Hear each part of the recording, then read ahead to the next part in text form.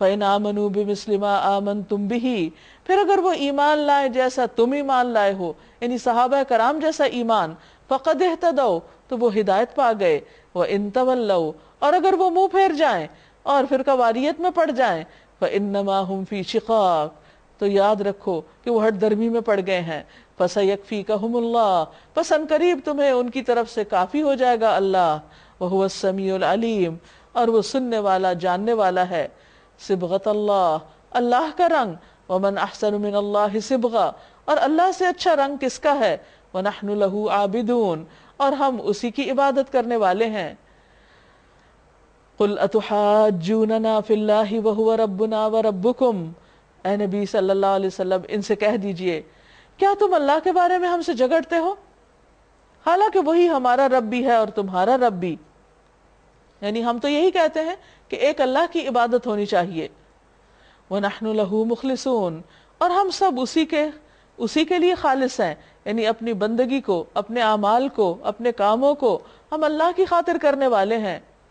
ام تقولون ان ابراہیم و اسماعیل و اسحاق و یعقوب والاسباط،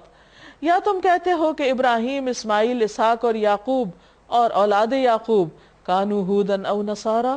وہ یہودی یا عیسائی تھے۔ قل اانتم اعلم ام اللہ، کہہ دیجئے کیا تم زیادہ جانتے ہو یا اللہ۔ ومن اظلم ممن کتم شہادۃ عندہ من اللہ، اور اس سے بڑھ کر ظالم کون ہوگا جو اللہ کے پاس آئی ہوئی گواہی کو چھپائے۔ وما اللہ بغافل عما تعملون، اور اللہ اس سے غافل نہیں جو بھی تم عمل کر رہے ہو۔ لنا اعمالنا ولکم اعمالکم، ہمارے لیے ہمارے اعمال اور تمہارے لیے تمہارے اعمال۔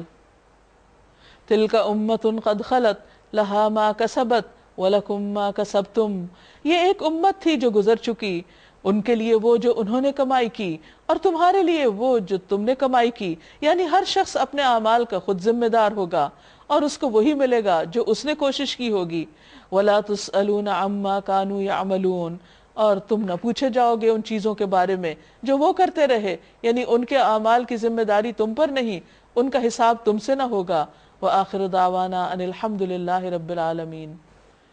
آج کے پارے میں ہم نے کیا سیکھا؟ اگر اس پر آپ لوگ کچھ بات کرنا چاہیں، اپنے تجربات شیئر کرنا چاہیں، جو نئی بات آپ نے سیکھی وہ بیان کرنا چاہیں تو یو آر موسٹ ویلکم۔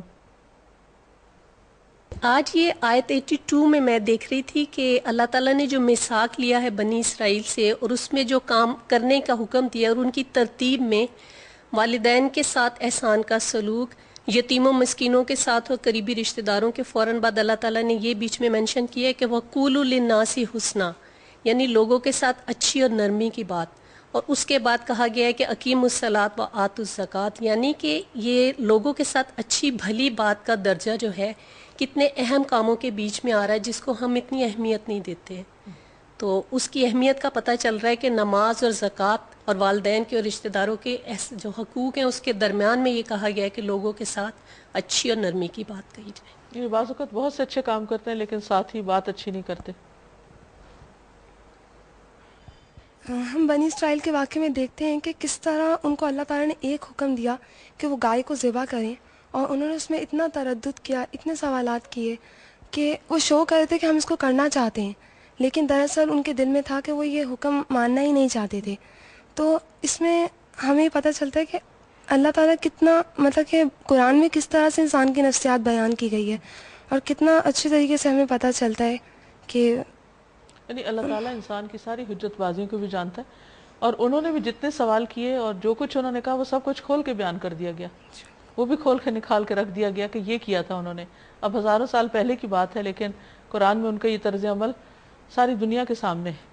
اور آج بھی لوگوں کا یہی طرز عمل دیکھنے کو ملتا ہے۔ بالکل، تو اس سے پرہیز کرنا چاہیے۔ مجھے جو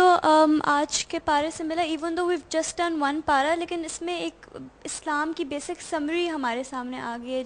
that what are the do's and what are the don'ts، مطلب اگر ہم بہت بیسکس کو لے کے ہی چلیں تو ہمیں بہت پتہ چل گیا۔ اور دوسری بات جو یہ ہپوکریسی پہ جو بات ہوئی ہے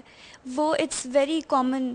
آج کل، تو یہ جو بیک اسٹیبنگ ہوتی ہے اینڈ جو ٹو فیسڈ آج کل جو لوگ ہوتے ہیں، تو we should really try to avoid that. اللہ تعالیٰ نے بنی اسرائیل کو اتنی نعمتیں دیں، اس کے باوجود بھی ان لوگوں نے اللہ تعالیٰ کی ناشکری کی، نعمتوں پہ شکر ادا نہیں کیا۔ ہمیں چاہیے کہ اللہ تعالیٰ نے جو نعمتیں ہمیں دیے ہم اس پہ شکر ادا کریں، ورنہ پھر اللہ تعالیٰ ہم سے بھی وہ نعمتیں چھین سکتے ہیں۔ بالکل یہ بات درست کی آپ نے، کیونکہ بنی اسرائیل جو ہیں انہوں نے جب ناشکری کی تو اللہ تعالیٰ نے پھر ان سے وہ امامت اور اعزاز لے کر دوسری طرف منتقل کر دیا، کیونکہ یہ اللہ تعالیٰ کا قاعدہ ہے کہ لَإِن شَكَرْتُمْ لَأَزِيدَنَّكُمْ، اگر تم شکر کرو گے تو میں نعمتیں اور زیادہ دوں گا، اور اگر ناشکری کی تو پہلی سے بھی ہاتھ دھو بیٹھو گے۔ یہ افراد کے لیے بھی ہے اور اقوام کے لیے بھی ہے۔ ناظرین، اس کے ساتھ ہی ہمارے آج کے پروگرام کا وقت ختم ہوتا ہے، آپ سے اجازت چاہتے ہیں۔ السلام علیکم ورحمۃ اللہ وبرکاتہ۔ هذا القرآن يوحدنا لطريق الخير يوجهنا الله تعالى